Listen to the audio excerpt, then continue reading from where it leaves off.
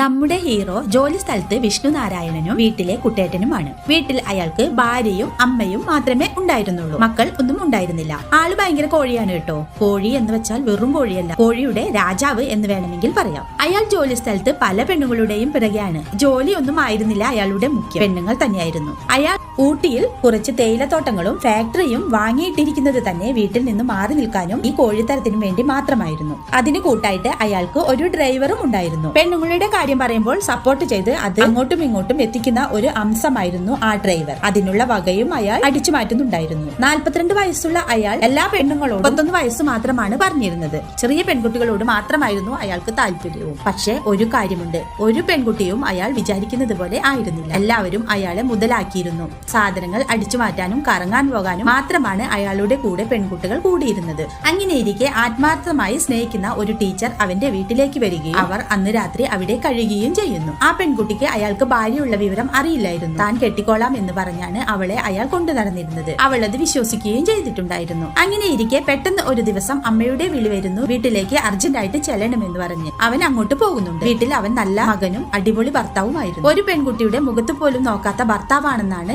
ഭാര്യയായ സീത വിചാരിച്ചിരുന്നത്. സീതയ്ക്ക് കുറച്ച് പ്രായം തോന്നിക്കുമായിരുന്നു. അങ്ങനെയിരിക്കെ ആ ടീച്ചർ അവൻ താമസിക്കുന്ന ഇടത്തേക്ക് അന്വേഷിച്ചു വരികയും അവിടെയുള്ള ജോലിക്കാരനോട് വിഷ്ണു എവിടെയെന്ന് അന്വേഷിക്കുകയും ചെയ്യുന്നു. വിഷ്ണു 2 ദിവസമായി വീട്ടിലേക്ക് പോയിരിക്കുകയാണ് എന്നും എന്ന് വരും എന്ന് എനിക്കറിയില്ല എന്നും അയാൾ പറയുന്നു. അപ്പോൾ അവൾ പറയുന്നു, അമ്മയോട് സംസാരിച്ചിട്ട് തന്നെ കെട്ടിക്കോളാം എന്ന് അദ്ദേഹം പറഞ്ഞിട്ടുണ്ടെന്നും തനിക്ക് ജോലി കയറ്റം കിട്ടി നാളെ തന്നെ അവിടെ ജോയിൻ ചെയ്യണമെന്നും അത് അറിയിക്കാൻ വേണ്ടിയാണ് വിഷ്ണുവിനെ അന്വേഷിച്ച് വന്നതെന്നും അയാളോട് പറയുന്നു. പിന്നീട് അവൾ വിഷ്ണുവിന്റെ വീട്ടിലേക്ക് എത്തുന്നു. അവിടെ വെച്ച് ഭാര്യയെയാണ് അവൾ കാണുന്നത്. ആരാണ്, ചേച്ചിയാണോ എന്ന് ചോദിക്കുമ്പോൾ അല്ല, ഞാൻ വിഷ്ണുവേട്ടന്റെ ഭാര്യയാണ് എന്ന് അവൾ പറയുന്നു. ഇത് കേട്ട് ടീച്ചർ ആകെ വിഷമത്തിലാകുകയും ഭാര്യ വിഷ്ണുവിനെ വിളിക്കാൻ പോയ നേരത്തിന് അവൾ അവിടെ നിന്നും ആരോടും പറയാതെ പോരുകയും ചെയ്യുന്നു.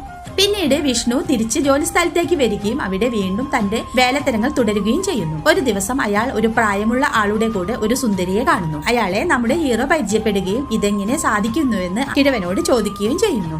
അയാൾ തനിക്ക് എത്ര എണ്ണത്തിന് സംഘടിപ്പിച്ച് തരണമെന്നും ഞാൻ അത് ഏറ്റെടുത്തിരിക്കുന്നു എന്നും പറഞ്ഞ് വിഷ്ണുവിനെ വേറെ ഒരാളെ പരിചയപ്പെടുത്തി കൊടുക്കുന്നു. ഓർഫൻ കുട്ടികളെ ദത്തെടുത്ത് പഠിപ്പിച്ച് അവരെ പലയിടത്തേക്കും കയറ്റി അഴക്കലായിരുന്നു ആ വന്ന ആളുടെ ജോലി.